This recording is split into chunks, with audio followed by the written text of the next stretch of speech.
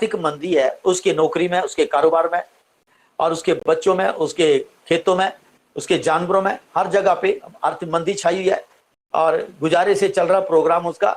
इसका मतलब वो व्यक्ति जो है अनुचित चाल चल रहा है। मैंने कल एक और बात बताई थी कि गलातियों 3:13 में लिखा था, बीमारी, गरीबी और पाप ये क्या है? श्राप है। ये श्राप है और ये उन लोगों के ऊपर पड़े थे जो आज्ञा नहीं मानते परमेश्वर। अन्य जातियों के ऊपर है ही है, और जो चर्च के लोग हैं जो आज्ञा नहीं मानते उनके ऊपर है। तो प्रभु यीशु मसीह ने हमें इस व्यवस्था के श्राप से आजाद कर दिया है। बिल्कुल क्लियर है बात प्रियो।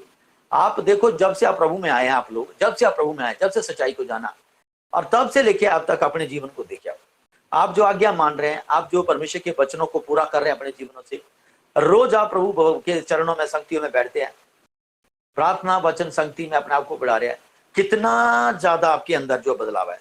अब आपको बोलने कोई चीज, रात के 7 बजे आपने कोई बुलाया मेरे घर में आना डिनर करने के लिए, आप क्या कहेंगे? सॉरी सर, मैं 7 से 8 बजे कहीं नहीं आ सकता, मैं अगर आपके पास आऊंगा भी तो मैं 8:30 बजे के बाद ही आऊंगा डिनर करने, ऐसे बोलते ना।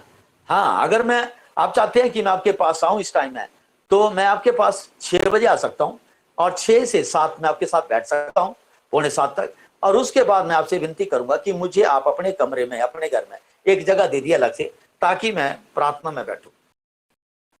तो इस तरह से आप वहां पर भी प्रार्थना संगति करते हैं। मैंने कई लोगों को देखा जो यात्रा करते हैं, वो फोन के साथ जुड़े होते हैं हमारे साथ। अगर कोई कहीं भी जा रहा आ रहा है, वो फोन के साथ जुड़े होते हैं हमारे साथ। ड्राइव कर रहा, वो जुड़ा होता संगति में। ऐसा पहले होता था कभी पास्टर मंदीप है? ऐसा पहले होता था पास्टर दीरपाल? नहीं होता था, है ना? तो हम प्रभु का धन्यवाद करें कि ये जो हमारे बीच में चेंजेस आ रहे हैं, और ये चर्च के अंदर, चर्च एक इकट्ठी हो रही है, एक मन एक चित्त के। ये बाइबल के अंदर कहां लिखा है? कौन सी बुक के अंदर लिखा है कि रोज कलीसिया इकट्ठी मिलती थी, रोज कलीसिया मिलती थी, संगति करती थी, प्रार्थना करती थी और शिक्षाएं पाती थी? ये कौन सी किताब में लिखा है? कोई बताएगा? प्रेरितों की काम, है ना? रसूलां दी पोथी, पंजाब कह रहा है रसूलां दी पोथी। हालेलुया। और नेपाल क्या कह रहा है? प्रेरित बोलते होना है। ऑलराइट, पास्टर में से सीता है नहीं लगता आज।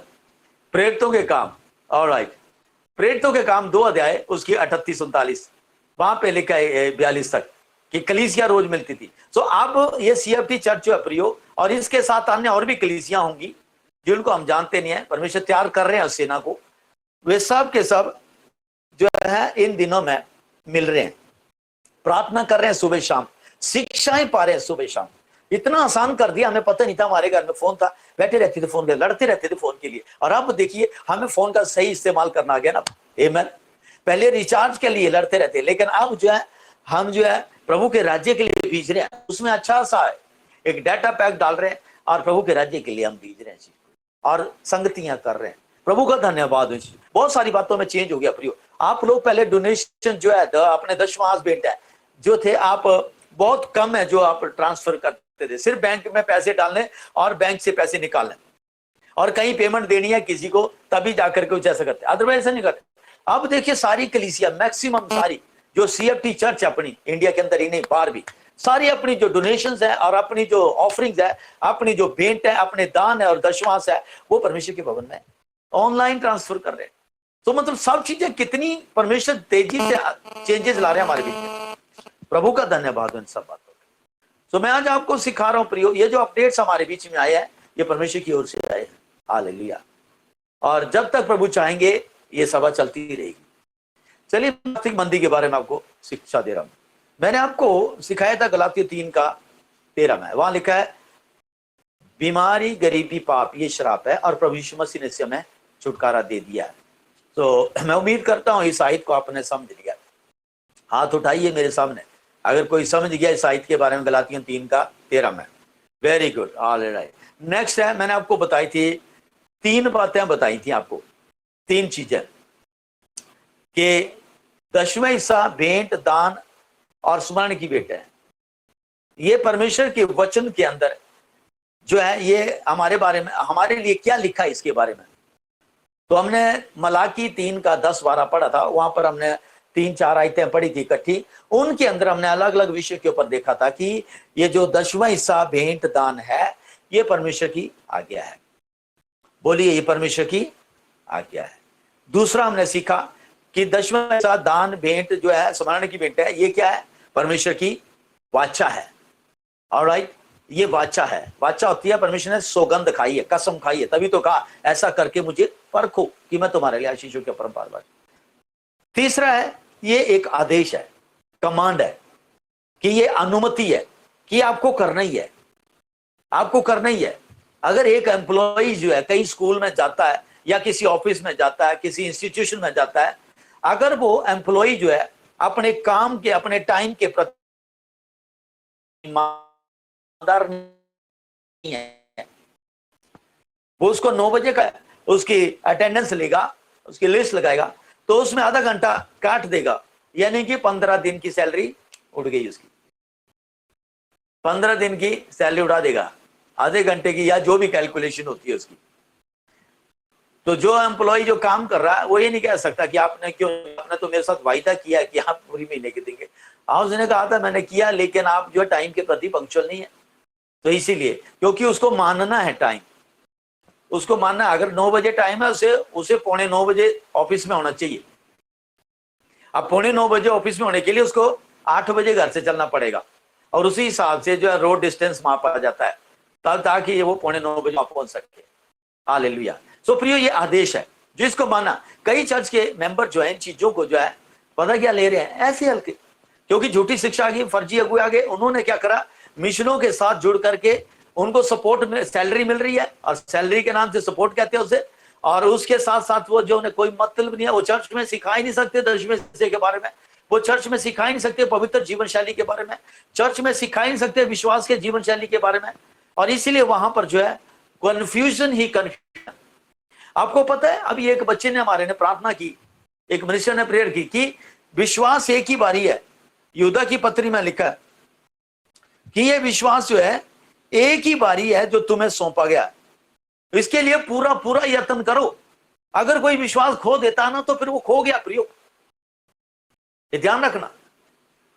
आप ऐसे नहीं कर सकते, सॉरी प्रभु अब, लेकिन मैं गलती नहीं करूंगा, मैं दोबारा से चर्च में आप चर्च में आ सकते हैं, आप बाइबल लेके बैठ सकते हैं, आप जो है प्रार्थना में शामिल हो सकते हैं, लेकिन अगर आपने पश्चाताप नहीं किया तो आप नहीं उस राज्य में या अपने घर में वो माहौल बना सकते हैं।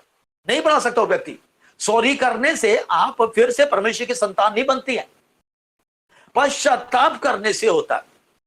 आपने पुराने नियम में पढ़ा, राजाओं की किताब में, अहाब के ऊपर जब भविष्यवाणी हुई, अहाब के विरुद्ध जब भविष्यवाणी हुई, तो अहाब ने क्या किया? अहाब ने जब भविष्यवाणी को सुना तो वो गया घर में जाकर के दीन हो गया और माफी मांगी, पश्चाताप किया और परमेश्वर के सामने भूखा रहने लगा।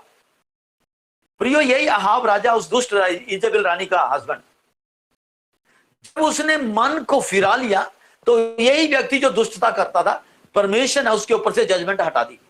प्रभु ने कहा अब ये दीन हो चुका है, और इसलिए मैं जो जो कहा है वो बातें मैं इसके जीवन में नहीं, बल्कि इसके बाद इसकी जो लोग हैं इनके ऊपर मैं करूंगा पूरा। सो परमेश्वर दयालु है प्रियो, क्या जाने वो दया करे। तो इसलिए मैं आपको बार बार यही कह रहा हूं, और वचन भी यही कह रहा आज कि आप अपने आप को चेक करें, परमेश्वर के साथ चलें। ये 3 आज्ञा है, और ये जो है 3 पॉइंट्स है। ये एक आज्ञा है, एक वाचा है और एक आदेश है। ये तीनों पॉइंट्स जो है एक ही मतलब को आपको सिखाते हैं कि आपको इसको पूरा करना है अपनी जीविका से, अपने जीवन से। 10वें हिस्सा दान भेंट, ये सारी चीजें। हालेलुया। अगर एक व्यक्ति जो एक विश्वासी जो है इन बातों को पूरा करता है अपने जीवन में, तो परमेश्वर उसके जीवन के अंदर निर्गमन 23 का 25 से 26 जो आयता है उन्हें पूरा कर देते हैं। निर्गमन की किताब उसका 23 अध्याय उसकी 25-26 में लिखा है, तुम अपने परमेश्वर यहोवा की उपासना यानी कि प्रतिष्ठा करना, तब वह तेरे अन्न और जल के ऊपर आशीष दूंगा। जब तुम परमेश्वर की आज्ञा को मानेंगे, अपने खेतों के ऊपर से, अपने सैलरी से, अपने बिजनेस के इनकम से, अपने और भी सोर्स है जो आपके इनकम के, जो परमेश्वर ने आपको बल दिया, बुद्धि दी, समझ दी, जीवन दिया कमाने को, है ना, दिन दिए परमेश्वर, रोज सुबह उठाता था परमेश्वर, काम पे ले जाता था, लेके आता था वापस। तो ये सारा जो जीवन नथनों में हमारे चल रहा है, ये परमेश्वर का दिया हुआ है। अब परमेश्वर कहता है कि इसका 10वां हिस्सा भेंट मेरे भवन में लेके आओ, ताकि मेरे भवन में भोजन वस्तु रहे। तो तब बहुत सारे लोग दिमाग से कैलकुलेशन करने लग जाते हैं। तो ये ध्यान रखना, वही लोग हैं जो उलझन पैदा कर रहे हैं चर्च के अंदर। लेकिन अगर आप बढ़ना चाहते हैं, लिखा जिसके पास शिक्षा है और उन्हें मानता है उसके पास परमेश्वर भी है। जिसके पास शिक्षा नहीं है और शिक्षा है लेकिन मानता नहीं है, उसको परमेश्वर नहीं है।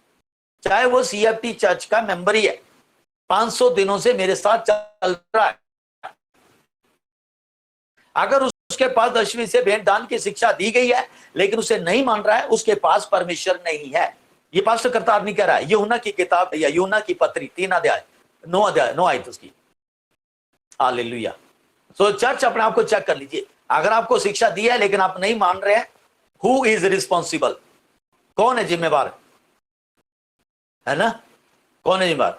वही व्यक्ति है जो नहीं मान रहा है। जो मान रहा है वो भी जिम्मेवार है, जो नहीं मान रहा वो भी जिम्मेवार है। हालेलुया। तो जो मान रहा है उसको आशीष मिलेगी, जो नहीं मान रहा उसको नहीं मिलेगी। तो यहां लिखा है 25 आयत, निर्गमन 23 का 25, तू अपने परमेश्वर यहोवा की प्रतिष्ठा करना। नीति वचन उसका 3 में भी लिखा, 8-9 में, तू अपनी फसल की पहली उपज ला ला करके यहोवा की प्रतिष्ठा करना, उपासना करना, प्रतिष्ठा करना, ताकि कह रहा परमेश्वर तेरे अन्न और जल के ऊपर आशीष दे, तेरे अन्न और जल के ऊपर आशीष दे, तेरे जो भी भंडार है परमेश्वर उसमें आशीष दे। सो अगर आप आर्थिक खुशहाली चाहते हैं, चर्च आर्थिक खुशहाली अपने घर में चाहते हैं, किसी भी चीज की, खाने पीने रहने की और भी वस्तुओं की, बच्चों की स्कूल के जिम्मेदारी और भी बातें हैं, कारोबार की बातें हैं, खेतों की है, जानवरों की है, जो भी इशू, अगर उसमें आप तरक्की देखना चाहते हैं तो 10वें हिस्से किया गया, ये एक रास्ता है। 10वें हिस्से किया गया, भेंट किया गया और ये दान किया गया, यही एक रास्ता है जिससे आप और मैं अपने घर के अंदर खुशहाली को बरकरार कर सकते हैं। परमेश्वर ने कहा, मैं तेरे हाथों के काम में आशीष दूंगा। जो तुम्हारे हाथ में है और जो काम आप कर रहे हैं उसमें परमेश्वर आशीष देगा। उसने ये नहीं कहा मैं तेरे पैरों में आशीष दूंगा, मैं तेरे हाथों में। तो प्रिय, जो भी तुमने हाथों में लाया है और उस हाथ से परमेश्वर के सामने रखे हुए खड़ा कर रहे हैं, खड़े हो रहे हैं हाबिल की तरह, तो परमेश्वर आपको ग्रहण करता है। परमेश्वर उस भेंट दान और 10वें हिस्से को ग्रहण करता है। और फिर उसी महीने परमेश्वर, आप देखें कि आपके घर के अंदर जो है मंदी जो है दूर रहेगी, कुल खर्चे को दूर रहती है। आपके घर में अचानक कोई ऐसी बातचीत नहीं होती जिससे आपको लगता है कि आपकी प्रॉपर्टी जो है लॉस हो रही है। आपके बिजनेस में कभी मंदी नहीं आएगी, आपकी नौकरियों में तरक्की होगी। प्रियो, जो सच्चे दिल से इस आज्ञा को मान रहा है, लेकिन जो हेरा फेरियां कर रहे हैं उनके पास शिक्षा है लेकिन परमेश्वर नहीं है। सीधी सी बात है, चाहे वो क्राइस्ट फेथ टैबरनेकल चर्च के मेंबर है। यहां लिखा 3:9 में लिखा है, 3:9 नीति वचन, अपनी संपत्ति के द्वारा और अपनी भूमि की सारी उपज दे दे करके यहोवा की प्रतिष्ठा करना, इस प्रकार तेरे जो भंडार है वो भरे रहेंगे, भरे रहेंगे, यानी कि कमी नहीं होगी। सो 10वें हिस्से क्या क्या मानने से ही परमेश्वर आपको आशीष देगा। यहां लिखा निर्गमन उसका 23 का 25 में वापिस आते हैं, तो यहां लिखा है बैत, जब तू ऐसा करेगा तो परमेश्वर तेरे अन्न और जल पर आशीष देगा, आशीष देगा, आशीष देगा, श्राप नहीं देगा। आशीष बढ़ जाती है फिर, अन्न और जल के ऊपर आशीष देगा। फिर आगे लिखा तेरे बीच में रोग दूर कर देगा, यानी कि अगर बीमारियां लगी हैं तो पैसे कहां जा रहे हैं? रोगों में जा रहे हैं ना।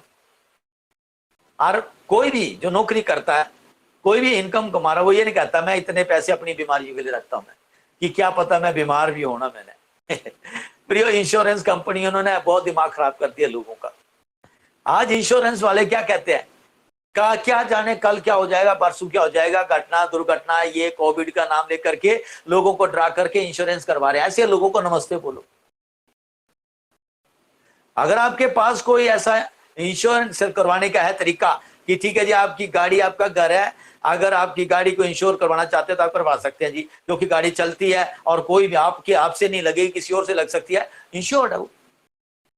लेकिन एक बीमारी के नाम से आपको इंश्योरेंस दे रहे हैं, इसका मतलब साफ है कि आपने पहले अपनी बीमारियों के लिए खर्चा रखा हुआ है और वो बीमारी आपके घर में आएगी। प्रियो, ऐसा नहीं है। हम विश्वासी हैं, हम संसारिक सिस्टम से ना चले।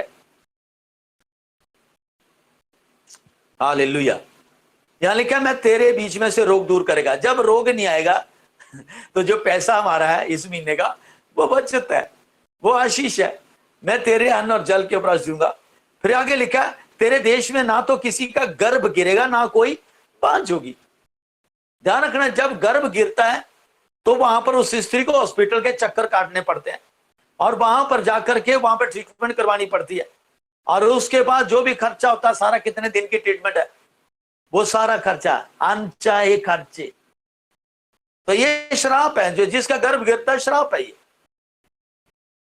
क्योंकि वो परमेश्वर की आज्ञा को नहीं मान रहे।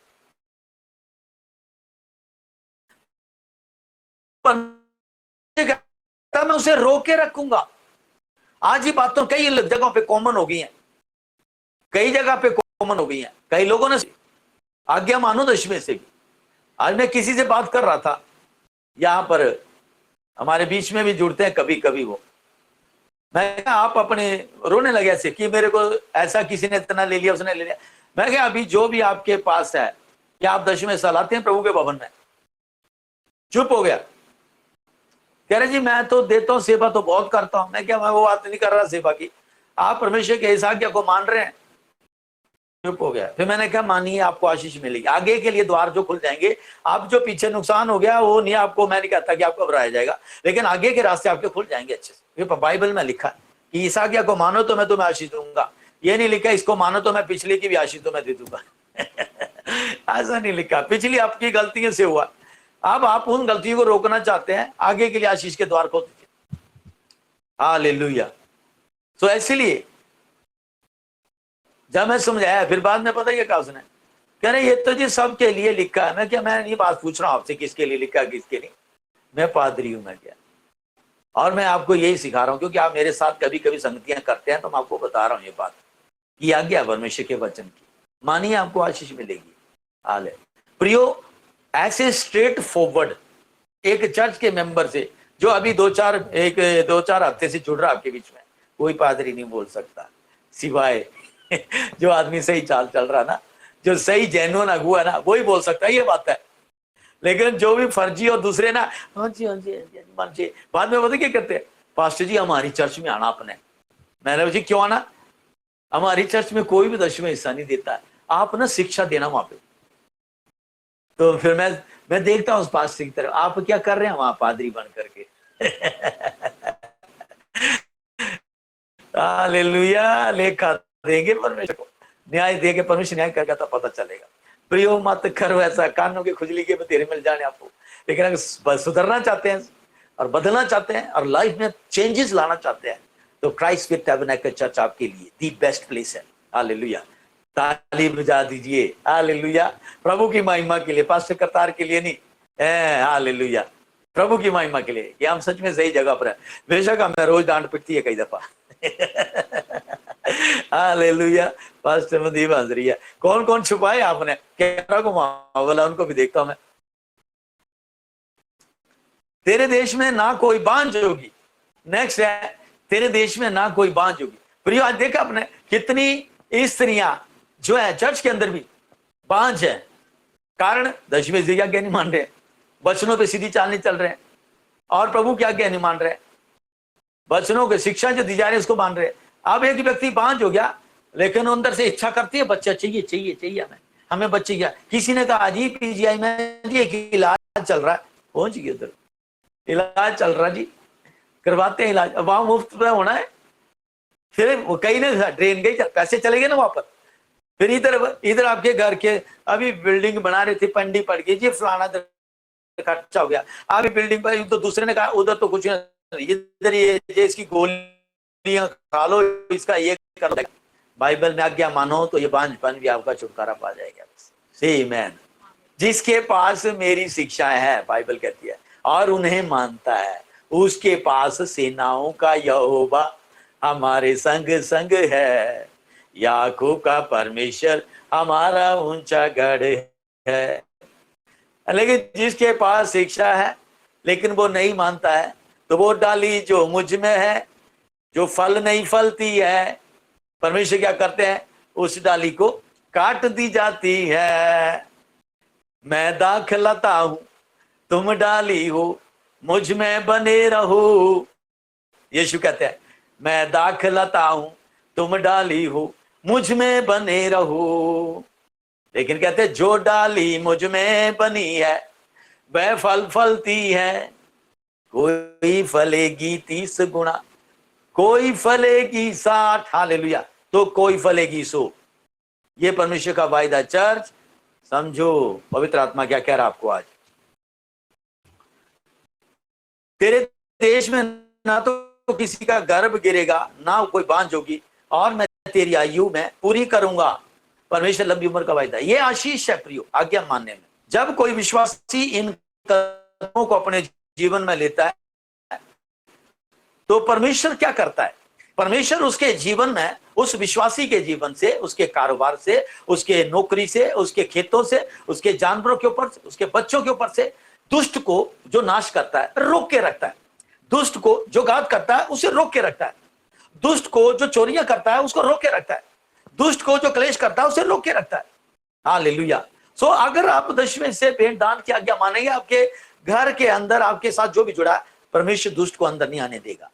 आपको कहने की जरूरत नहीं है कि उस दुष्ट को मेरे से दूर रख। आप आज्ञा मानिए, परमेश्वर का काम है दुष्ट को दूर रखना। से hallelujah. Are you still with me? मेरे साथ है अभी भी? Very good, very good, hallelujah. So अगर आप दशमें हिस्सा दान भेंट क्या क्या मानते हैं तो लिखा है, मैं नाश करने वाले को ऐसे गुड़कूंगा कि वो तुम्हारी फसलों के फल कच्चे नहीं करने देगा। आमीन। भूमि पर यूं नहीं करने देगा। सो प्रियो, आपके इस आज्ञा मानने से, आपके इस कदम से आपके घर में आर्थिक आशीष बढ़ जाएगी। आपके घर में आर्थिक आशीष आ जाएगी और मंदी दूर हो जाएगी। और आप जो है आज्ञा मानोगे तो आपके बीच में से जो है सारे दुख जो है परमेश्वर हटा देंगे, जो दुष्ट लाता है, खासकर उन बातों को कर रहा है। दूसरा इतिहास उसके 31 आयत में लिखा है। दूसरा इतिहास उसका 29 का 31 में भी लिखा है। दूसरा इतिहास उसका 29 का 31। तब हिजकिय्याह कहने लगा, अब तुमने यहोवा के निमित्त अपना अर्पण किया है। चर्च ने सबसे पहले अपने आप को डेडिकेट किया, रीडेडिकेट किया। चर्च के लोगों ने हिजकिय्याह राजा के सामने कह रहा, तुमने परमेश्वर के सामने अपने आप को समर्पित किया है, इसीलिए अब आगे आ जाओ, यहोवा के भवन में मेल बलि और धन्यवाद बलि पहुंचाओ। अब राजा ने कहा, अब आप अपने जो अपने समर्पण किया है, अपना माइंड बनाया हुआ है, तो अब मेल बलि और धन्यवाद बलियां पहुंचाओ परमेश्वर के भवन में। तब लिखा है, मंडली के लोगों ने मेल बलि और धन्यवाद बलि पहुंचा दिया, और जितने अपनी इच्छा से देना चाहते थे उन्होंने भी होम बलि पहुंचाया। जितनी अपनी इच्छा से, जो आज्ञा थी उसमें तो माना, लेकिन कईयों ने उस इच्छा से भी आगे बढ़ के प्रभु के भवन में किया, उस इच्छा से बढ़ के किया प्रियो। दूसरा इतिहास उसका 31 का 5 से 6 में भी लिखा है, ये आज्ञा सुनते इजरायली अन्न, नया दाख मधु, टटका तेल यानी कि ताजा तेल और शहद आदि खेती की सब भांति की पहली उपज बहुतायात से देने और सब वस्तुओं का दशमांश अधिक मात्रा में लाने लगे। ये लोग जो है प्रियो, ना तो सिर्फ दशमांश ही ला रहे हैं कि 1000 का 100 है तो 100 ही नहीं, लेकिन आप दशमांश भी ला रहे हैं, लेकिन बहुतायात से ला रहे हैं।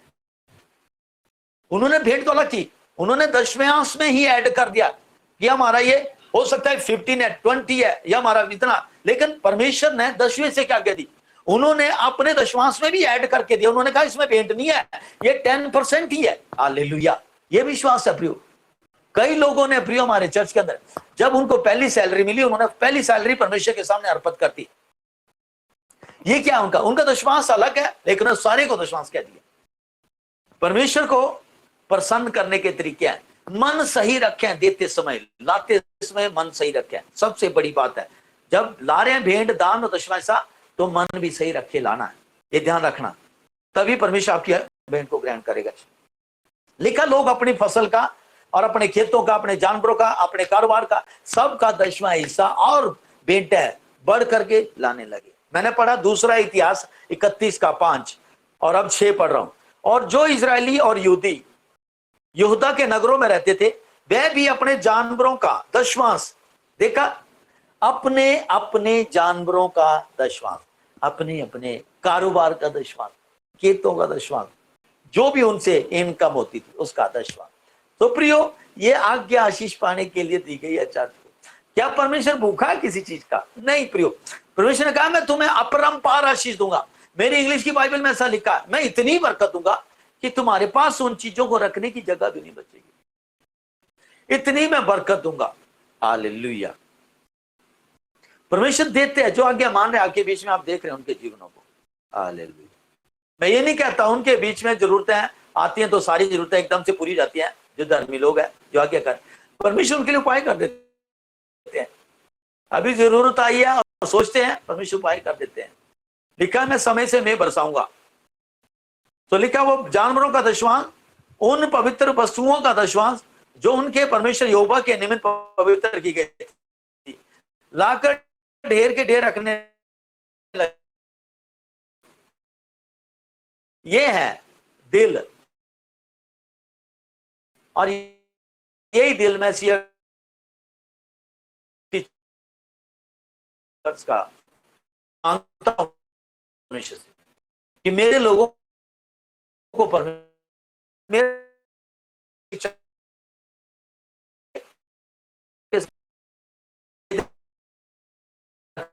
मैं